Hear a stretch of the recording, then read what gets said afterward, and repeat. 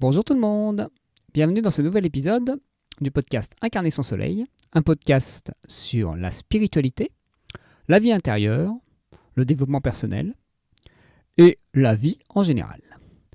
Je vais vous parler en général de l'intention derrière les actes et de comment on peut utiliser cette intention qu'on met derrière les actes pour agir en fonction quand il y a des changements imprévus ou quand il y a des décisions à prendre par rapport à des choses qu'on a planifiées. Là, par exemple, ce soir, j'ai prévu un cercle d'hommes, mais on se retrouve, pour plein de raisons, à 3. Et la question, c'est est-ce que je maintiens? Est-ce que je supprime? Est-ce que je fais tout pour essayer de trouver quelqu'un en urgence? Est-ce que, voilà. Comment j'agis par rapport à ça?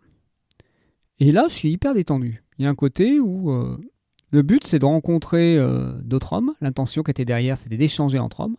Et qu'on soit 2, 3, 4, 5 ou 10, ça revient au même. L'intention reste la même. Donc, le pourquoi j'avais organisé cette soirée reste la même.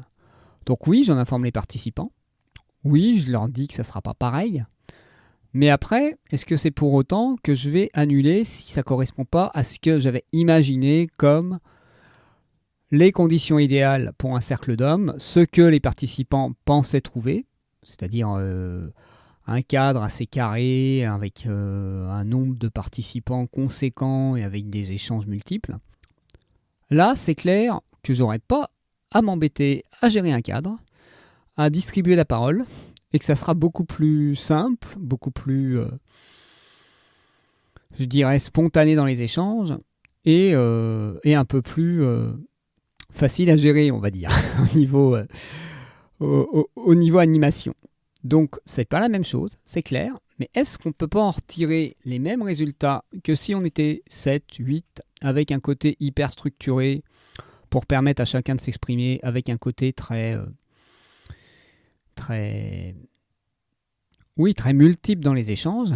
C'est pas sûr, parce qu'il y aura peut-être là une proximité, une intimité qu'on n'aurait pas pu avoir, ou alors plus difficilement avec plus de temps, que si on se retrouve là à 3.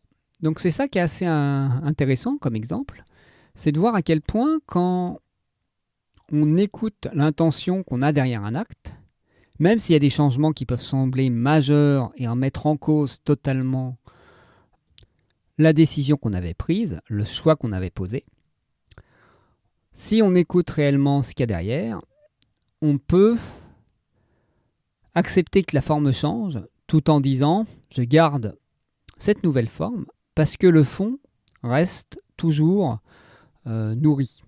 En gros, que le besoin, l'envie initiale est toujours là. La pulsion initiale est toujours intacte, on va dire.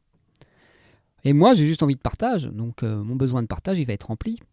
Et si les autres participants sont dans la même recherche de partage, oui, ce sera différent. Oui, ce sera autre chose qu'un cercle complet à 6 ou à 8, mais ça sera peut-être aussi impactant pour nous et aussi sympathique.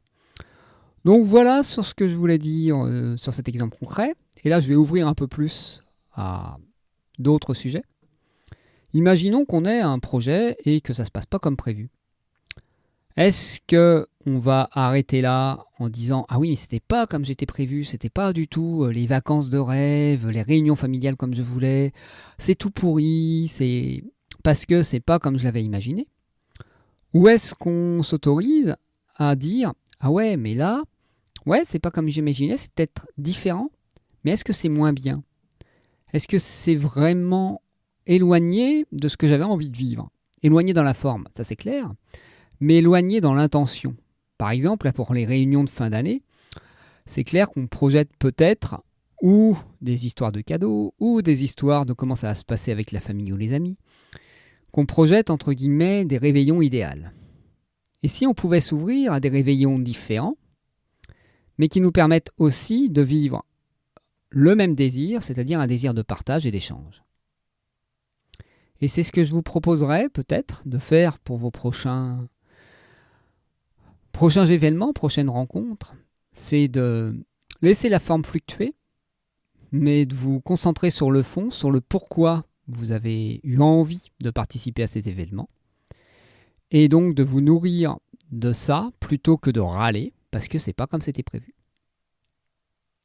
Par exemple, j'imagine trop dans les repas de famille la cuisinière qui râle parce qu'elle a raté son dîner pour le réveillon.